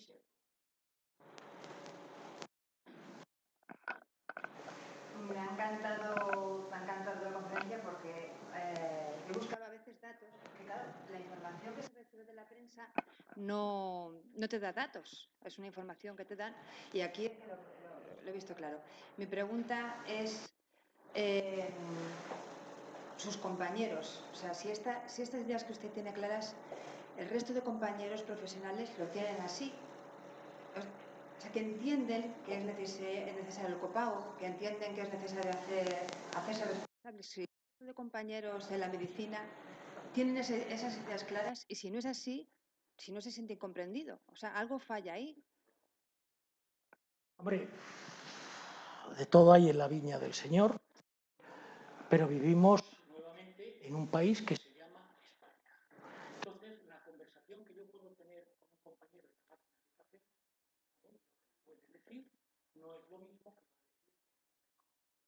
que sea médico, fontanero, no. En este país nos educan, como hemos hablado antes, a no tener aristas, a pasar desapercibido, a no ser estridente, a estar, sobre todo, como estamos ahora, en la corrección política. Entonces, las conversaciones que yo puedo tener tomando café nada tienen que ver cuando salimos de la máquina de café. Con la sanidad, con la política, con la educación, con los impuestos, con todo. Entonces, los datos que yo he presentado aquí son unos datos que modestamente he de decir que conoce poca gente. Los datos están. Es un país muy antiguo, una administración muy antigua, donde las cosas se anotan. El esfuerzo que yo he tenido que hacer para presentar los datos que presento aquí, lo conozco yo. Y lo conoce estos datos poca gente. Entonces aquí estamos todo el rato, es el problema de las conversaciones. Que si no ponemos datos a las cosas, todos son opiniones, todos son sentimientos. Habrá muchos que se habrán quedado alucinados de saber que la distancia o que la diferencia que hay entre lo presupuestado y lo gastado, hay años que llega al 25%. Oiga, es que si no sabemos esto, ¿de qué estamos hablando? Que esto es el gasto privado. ¿Eh? Es el gasto privado, es igual. El 25%. No, ya, pero me refiero que la cuantía, de lo astronómico que es todo el gasto. No, es mayor. El gasto privado en sanidad es aproximadamente 25.000 millones de euros. No, la diferencia que hay es de unos 14.000, 15.000. Ten en cuenta que estás hablando de un presupuesto de 56. Claro. Sí, no era... Bueno, pues ya nos hemos quedado sin tiempo, así que vamos a lo primero a darle un aplauso a José Luis por su charla. Que yo creo que a todos nos ha gustado mucho. Muchísimas gracias por la visita, José Luis. A todos los ponentes les hacemos un pequeño obsequio por venir al instituto, porque todo el mundo sabe que no pagamos a nuestros ponentes. Y nada, espero que hayas disfrutado de tu visita por el instituto y que lo hayas pasado bien. Nos ha gustado mucho tu charla. Y a todos vosotros os convocamos la semana que viene. Vendrá un ponente bastante conocido, Miguel Sebastián, exministro de Industria y Turismo español. A partir del lunes o martes de esta semana anunciaremos en la página web cómo será el proceso para reservar, porque supongo que tendremos problemas de afluencia, así que haremos algún tipo de reserva de plaza, así que lo anunciaremos en la página web. La charla de Miguel Sebastián será sobre los retos pendientes de la economía española, así que yo creo que a todos os parecerá estimulante y seguro que hay bastante polémica. Así que muchas gracias a todos y hasta la semana que viene.